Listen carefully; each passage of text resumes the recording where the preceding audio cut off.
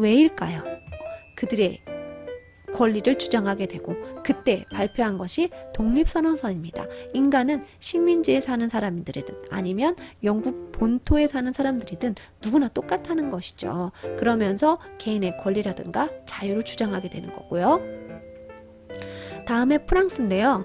프랑스는 3개의 신분으로 이루어져 있었어요. 1신분인 성직자, 2신분인 귀족, 3신분인 농민이 있었는데요. 이 농민이 다 먹여 살리는 거예요. 얘네 둘은 땅도 많이 차지하고 있으면서도 세금 하나도 내지 않아. 3신분이 다 일하고 다 세금 내는 거예요.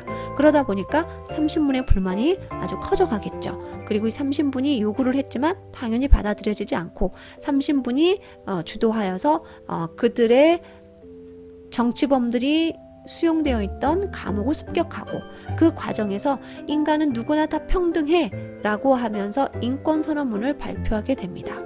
그 이후에 많은 과정을 거치면서 시민 중심의 사회를 만들게 되는 것이죠.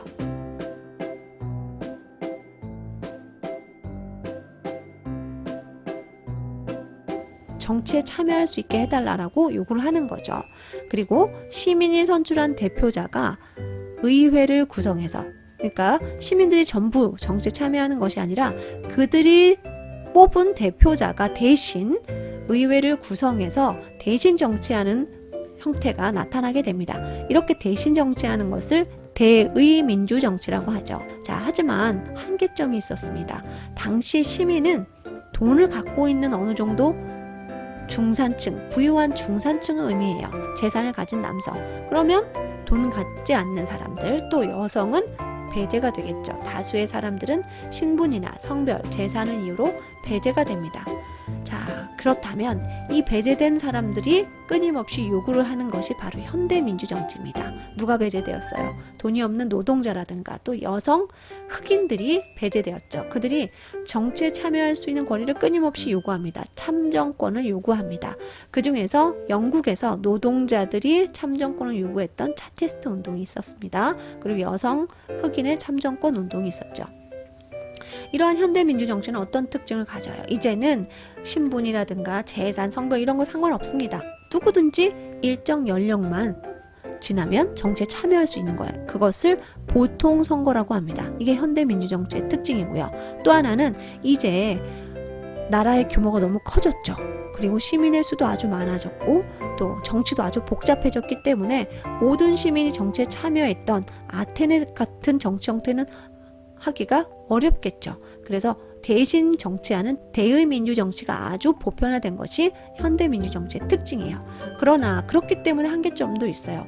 대신 정치하기 때문에 시민의 의사를 정확하게 반영하기가 어렵죠. 대표자가 우리의 의견을 잘 반영해줘야 되는데 그렇지 않은 경우가 있다는 얘기예요. 그러다 보면 그 과정에서 시민들이 오히려 소외될 수가 있습니다. 따라서 오늘날 어떻게 이러한 한계점을 보완해야 되겠어요? 여러 가지 통로를 통해서 시민들의 의견을 반영해야 되겠죠. 그 중에 하나가 정보통신 기술을 활용해서 전자민주주의, 그래서 인터넷을 통해서 또 누리집에 얼마든지 의견을 반영할 수도 있고 또 여론조사를 참여할 수도 있고 여러 가지 전자민주주의를 확대하자. 또 하나는 선거날 공휴일로 지정하는 거예요. 그래서 누구든지 선거에 참여할 수 있게 하자. 또 사정이 있는 사람들은 미리 투표할 수 있는 사전투표제를 도입을 해서 여러 가지 통로를 통해서 시민들이 정치에 참여를 할 수 있도록 하는 제도들이 있습니다. 지금까지 우리가 시대별 민주주의 특징을 살펴봤는데요. 첫 번째는 고대 아테네 시민의 이야기인데요.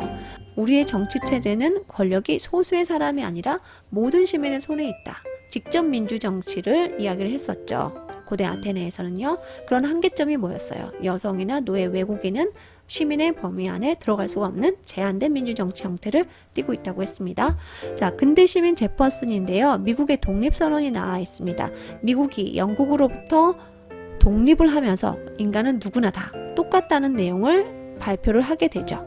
그리고 정부의 권력은 누가 동의해줬기 때문에 정부의 권력이 나온다?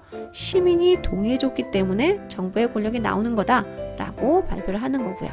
그 다음에 세 번째로는 우리 노동자들도 똑같이 의무를 수행하고 있으니까 우리도 선거권 줘 라고 요구를 하는 것이죠. 이것이 전개되었던 노동자들의 선거권 확보 운동이 전개되었던 것이 영국의 차티스트 운동이었습니다.